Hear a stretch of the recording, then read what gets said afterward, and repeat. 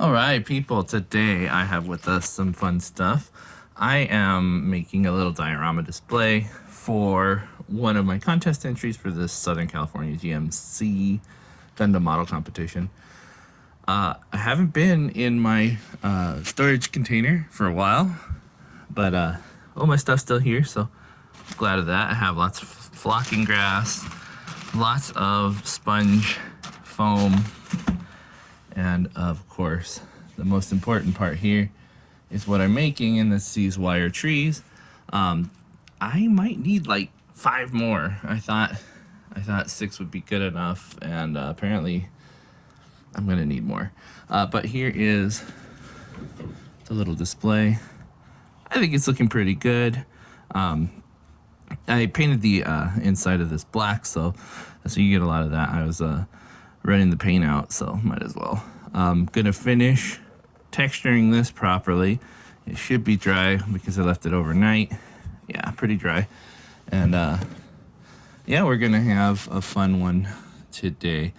So that's, I don't know why I'm filming this way, up and down, but we'll try to edit it and fix that.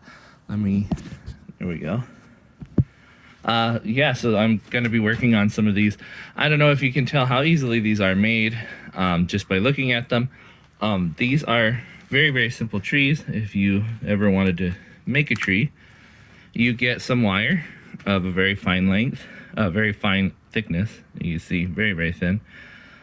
You twist it, fold it over, twist it, fold it over, twist it, fold it over, and you keep doing that until you get about the length that you'd like, and then you cut the ends on the top and on the bottom so that they look like roots and like branches, like so.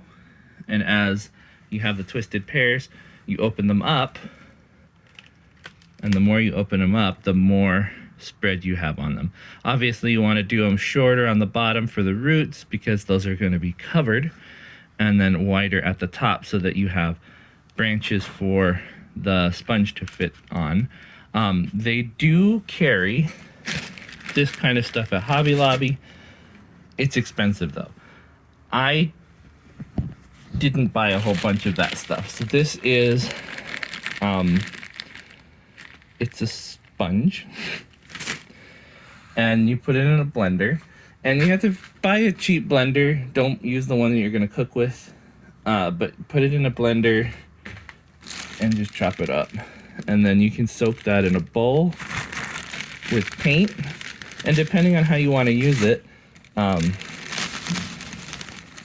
you can put glue in it and you get bigger chunks like this. If you don't, you'll end up, where's the finer stuff? You'll end up with stuff like this, which is good. You know, this is a good stuff, but it's for different purposes. Basically, this stuff I left in the blender for longer, different color green. This one's like grass, so you can also, if you have a bigger scale that you want to do, you can put that with glue and you can use it as moss. Lots of fun stuff you can do with things like this. So I know I'm just blabbing on, but I want to get this point across to you guys. This one is florist foam, which is how you get it so super airy. You see how airy it is? You can almost crumble that stuff with your hands. And then I drop it on the floor. This one's also florist foam in a very light green. I mix that stuff with other stuff, so. And then these ones in a very dark green. And you see, very easy to do. It's a fun project to do if you have spare time. Definitely love doing dioramas. I have lots of different lengths of blocking because I love grass. I love white grass, I love dead grass, I love long grass and short grass.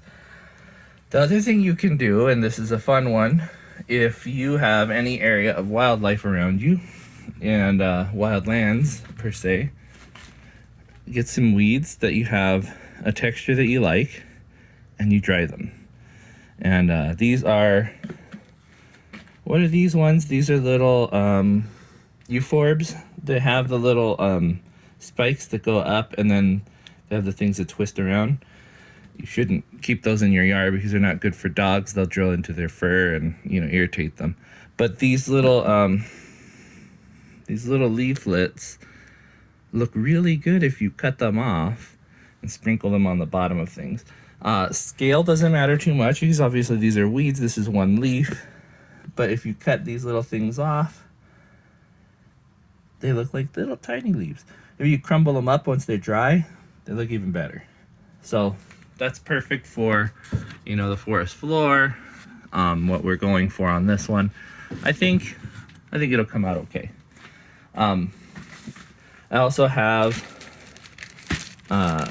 lichens. I think these are lichens. Are these lichens? Yeah, like little reindeer moss. These are good for bushes. They do crush easily.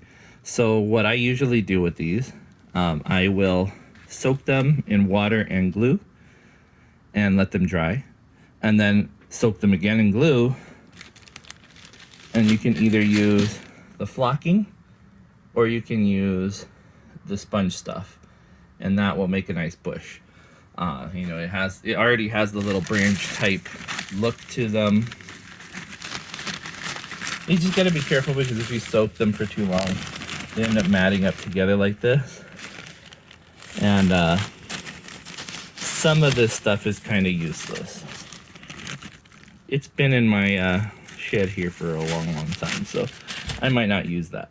Other things I use are real dirt, because real dirt works. I also have grout. That's brown grout.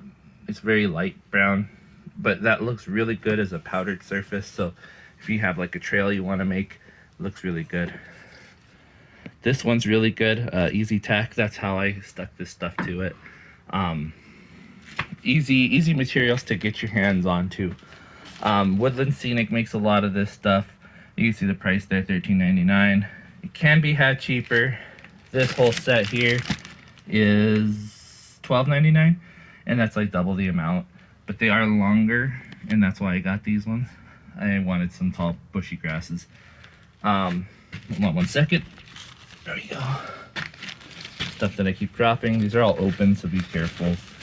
I'm telling myself to be careful. I made with one of those, it's like a dollar store fly swatter. This is a very, very basic static grass applicator. Be very careful if you do this. Put some, what do you want to call it? Insulator on the outside of this. You will get zapped if you don't, because it sucks. But this, if you put a cup around it, it'd be perfect. And look, perfect size for a fly to land on. This as itself, it will zap you, and it will hurt. But yeah, I think that's what I'm doing today. I have some other stuff that I'm going to add to the little scene. I might need to make more trees. If I do, I will show you how to twist the wire and get that all going.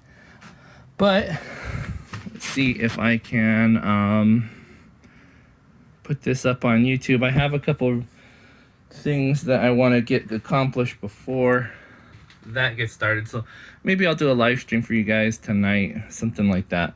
That could be fun. White glue, that works wonders. With scenery, you know, it's a really funny thing because, you know, when you're painting your Gundam or your model kit, you always want to have really thin paints, but with scenery stuff, you want it to be real thick, because then otherwise you get bare metal like that because you were holding on to it too tight and scraped it off. Glue with acrylic paints thickens the paint. So, secret trick. It's not very secret, but it will work very, very well. Textures are my thing. I love textures, so we're gonna see what we can get put on this guy to make it look like a real scene. You guys stay tuned, and I will see you guys next time, or you'll see me, but more than likely you'll see all my stuff. Bye-bye.